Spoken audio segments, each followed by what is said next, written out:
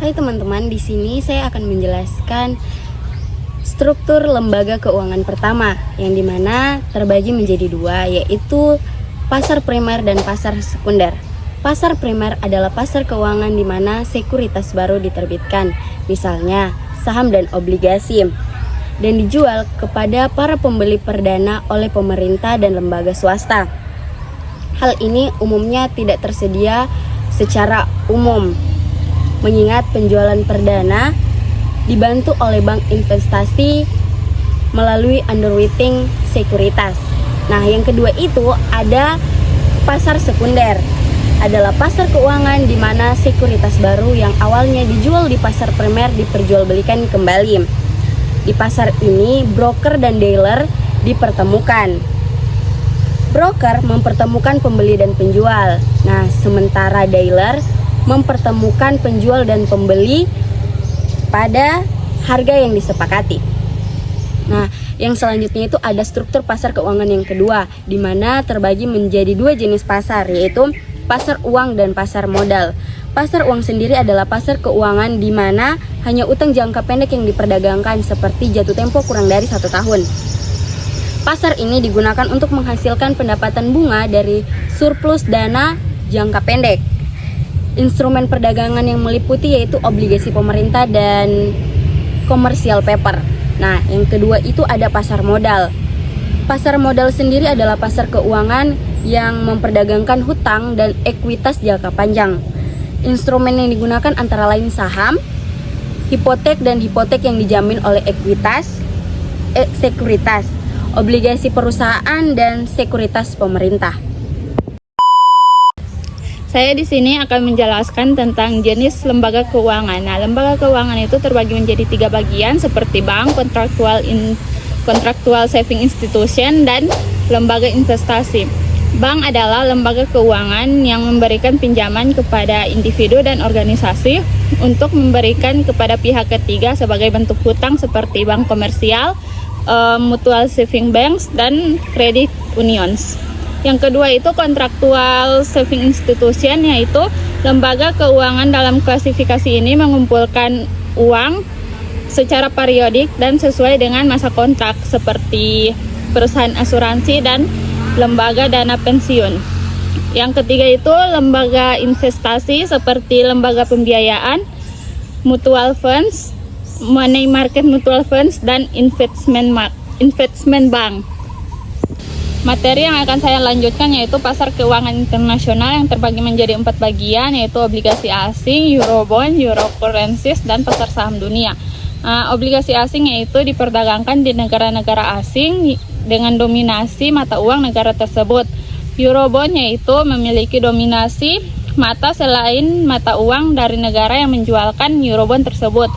Euro currencies yaitu mata uang yang didepositokan di bank-bank luar negara tersebut, contohnya seperti euro dolar, yaitu US dollar yang didepositokan di bank-bank di luar US atau di kantor cabang negeri bank-bank Amerika Serikat.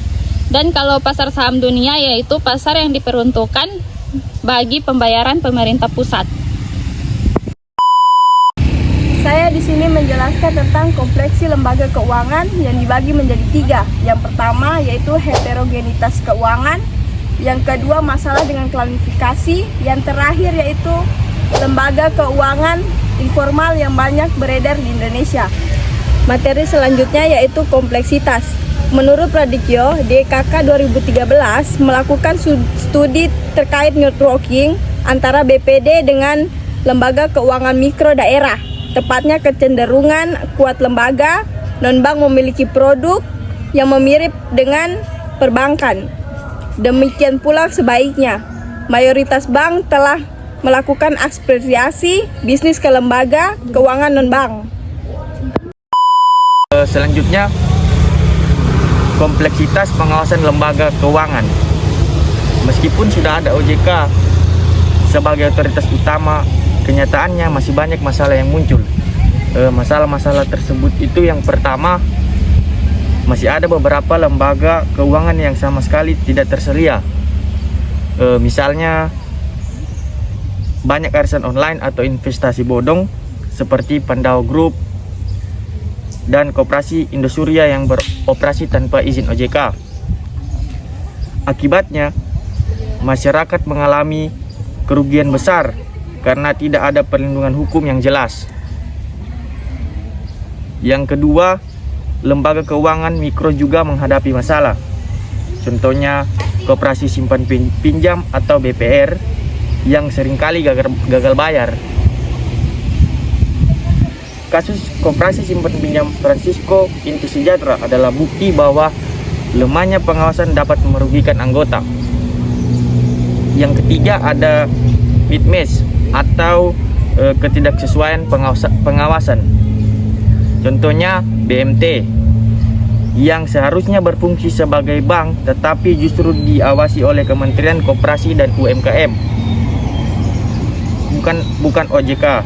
Hal ini membuat standar pengawasannya berbeda dengan bank umum.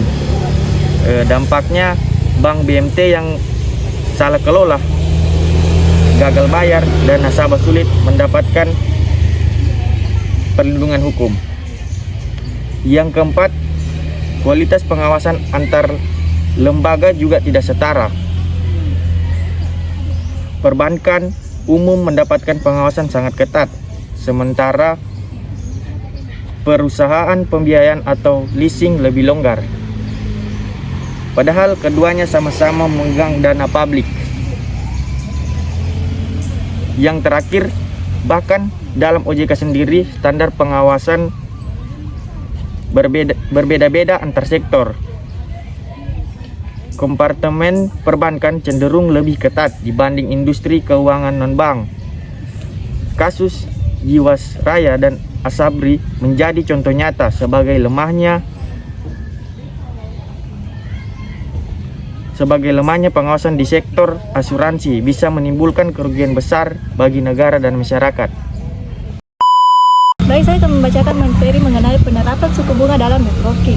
Yang pertama, biaya transaksi antar BPR dan BPR cenderung kecil dan dapat dinafikan. Yang kedua, biaya transaksi antar BPD dan BPR dengan lembaga keuangan lain cenderung lebih tinggi. Dan yang terakhir, yang ketiga, yaitu perlu dicatat bahwa BPD dan BPR sama-sama diselia atau diawasi oleh OJK, Kompartemen Perbankan. Namun lembaga keuangan OJK diawasi oleh IKNB atau Industri Keuangan Non-Bank. Baik, saya akan membacakan materi mengenai faktor-faktor penentu inflasi finansial. Terdapat 3 poin utama. Yang pertama, menurut budaya, menurut kebijakan pemerintah, dan menurut jaringan bisnis.